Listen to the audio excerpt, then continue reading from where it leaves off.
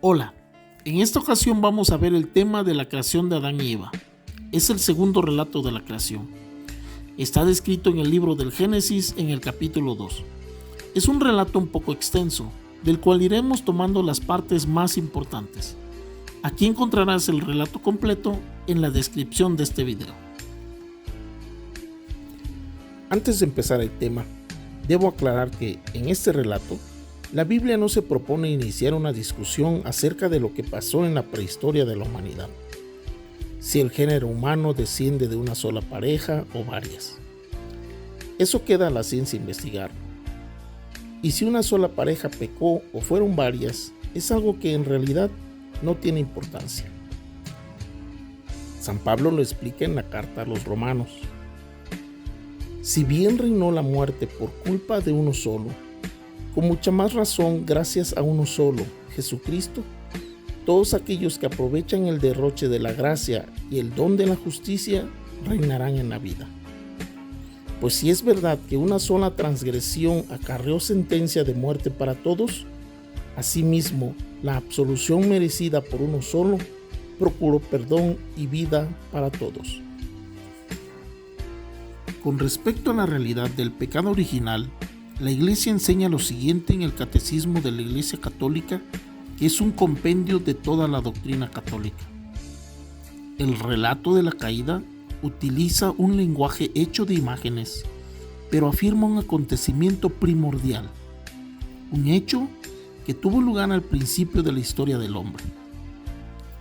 La revelación nos da la certeza de fe de que toda la historia humana está marcada por el pecado original, libremente cometido por nuestros primeros padres. Hecha esa aclaración, comenzamos. El jardín del Edén. En Génesis capítulo 2, versículos 8 al 14, el relato nos dice que Yahvé Dios plantó un jardín llamado Edén. Había muchos tipos de árboles agradables a la vista y buenos para comer. Y en el centro de ese jardín puso dos árboles, el árbol de la vida y el árbol de la ciencia del bien y el mal. Se nos da una ubicación geográfica y nos menciona varios ríos desconocidos a la fecha, pero menciona dos que sí conocemos.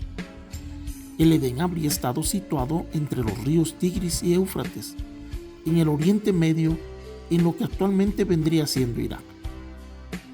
Para entender un poco más esta referencia, debemos saber que este pasaje fue escrito durante el destierro del pueblo de Israel hacia el imperio babilónico entre los años 586 al 538 a.C.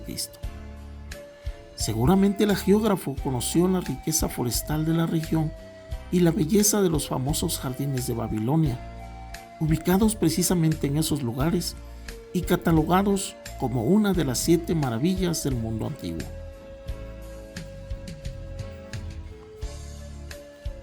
Sopló en su nariz aliento de vida. En el versículo 7 nos dice la Biblia: Yahvé Dios formó al hombre con polvo de la tierra.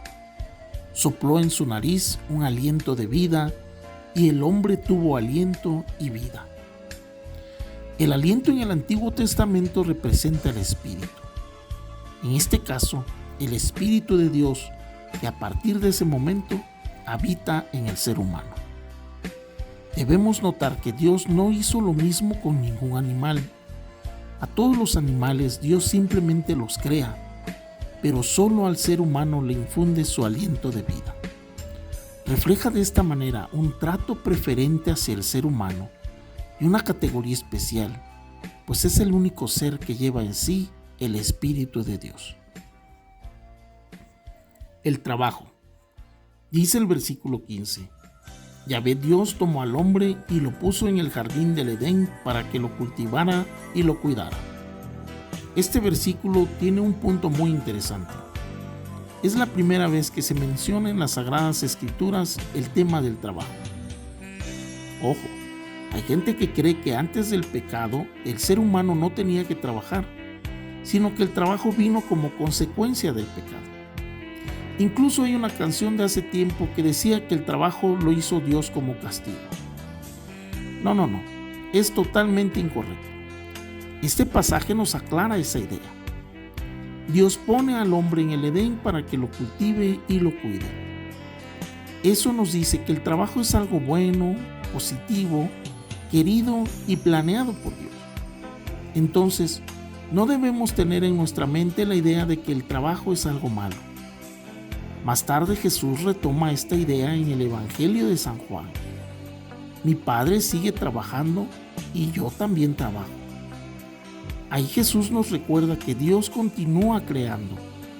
Posiblemente en este momento Dios está creando nuevas galaxias, nuevos mundos, en lugares remotos y sin duda sigue creando vida en nuestro planeta, incluyendo las almas de los nuevos bebés. Jesús, ejemplo de su Padre, continúa su misión salvadora. Y eso es una invitación para todos, para darle una dimensión divina a nuestro trabajo, mejorando nuestro mundo de la mano de Dios. Dominio sobre la creación. En el versículo 20 dice que el hombre puso nombre a todos los animales, a las aves del cielo y a las fieras salvajes. En la mentalidad judía, el poner nombre a algo es tener una autoridad, un mando sobre esa criatura. Entonces, el ser humano es el que tiene esa autoridad sobre los animales, las aves del cielo y las fieras salvajes. Un auxiliar a su semejanza. En el versículo 18 dicen las Escrituras: Yahvé Dios dijo, no es bueno que el hombre esté solo, voy a hacerle un auxiliar a su semejanza. Y en el versículo 20 dice que al poner nombre a los animales, no se encontró ninguno que estuviera a su altura y lo ayudara. Entonces, Yahvé hizo caer al hombre en un sueño profundo y éste se durmió. Le sacó una de sus costillas y rellenó el hueco con carne. De la costilla que Yahvé había sacado al hombre, formó una mujer y la llevó ante el hombre. Si el hueso lo hubiera sacado de la cabeza, la mujer habría sido superior. Si lo hubiera sacado de los pies, indicaría que es inferior. El hecho de que tome la costilla simboliza la igualdad entre el hombre y la mujer. Y atención, estamos hablando de relatos de hace 2500 años. Ya desde entonces, y mucho antes de las modas actuales, Dios nuestro Señor nos estaba diciendo que el hombre y la mujer son iguales en derecho y dignidad. Continúa el relato.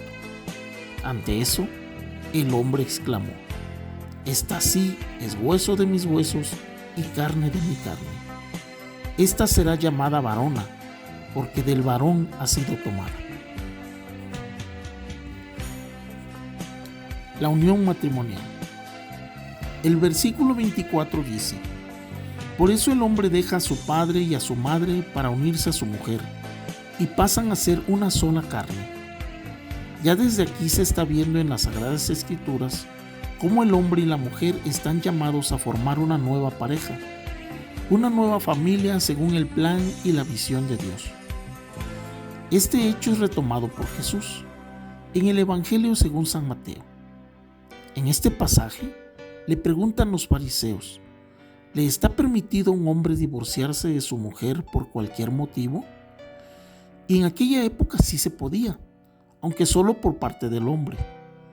A esto Jesús responde: ¿no han leído que el Creador al principio los hizo hombre y mujer? Por eso el hombre dejará a su padre y a su madre y se unirá con su mujer y serán los dos una sola carne. De manera que ya no son dos, sino una sola carne. Pues bien, lo que Dios ha unido, que no lo separe el hombre. En el Evangelio, Jesús cita específicamente este pasaje del Génesis y les recuerda que el divorcio no forma parte del plan divino.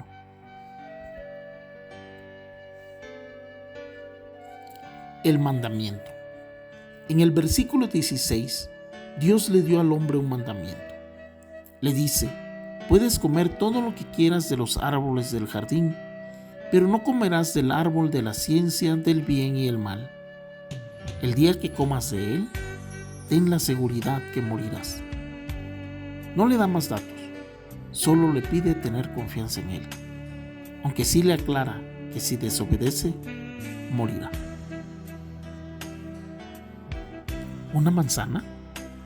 En el versículo 9 se nos dice que en el jardín del Edén estaban el árbol de la vida y el árbol de la ciencia del bien y el mal. A lo largo de los siglos, muchos han representado la figura del pecado como una manzana. ¿Cuál es el origen de esta interpretación? Sucede que hacia el siglo IV después de Cristo se tradujo la Biblia del hebreo y griego, lenguas de eruditos, hacia el latín, que era la lengua que hablaba el pueblo. Y en latín, la palabra malum quiere decir mal, el árbol de la ciencia del bien y el mal, pero también quiere decir manzana. De ahí la confusión. No quiere decir que hubiera un árbol de manzanas. La desnudez. En el versículo 25, las Sagradas Escrituras indican que los dos estaban desnudos, hombre y mujer, pero no sentían vergüenza. ¿Por qué? Porque en esta frase la desnudez simboliza el estado original de gracia, pureza y santidad del ser humano, fruto de la estrecha amistad de ellos con Dios. Por eso la Escritura destaca que ambos estaban desnudos, pero no sentían vergüenza. El estado de gracia original.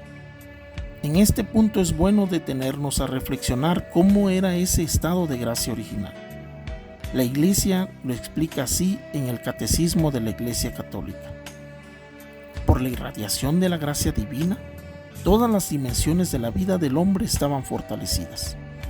Mientras permaneciese en la intimidad con Dios, el hombre no debía morir ni sufrir. La armonía interior de la persona humana, la armonía entre el hombre y la mujer, y por último, la armonía de ellos con toda la creación, constituía el estado llamado justicia original. El dominio del mundo que Dios había concedido al hombre desde el comienzo se realizaba ante todo dentro del hombre como dominio de sí mismo. El hombre estaba íntegro y ordenado en todo su ser, por estar libre de la concupiscencia que lo somete a los placeres de los sentidos, a la apetencia de los bienes terrenos y a la afirmación de sí contra los imperativos de la razón. El trabajo no le es penoso, sino que es la colaboración del hombre y la mujer con Dios en el perfeccionamiento de la creación visible.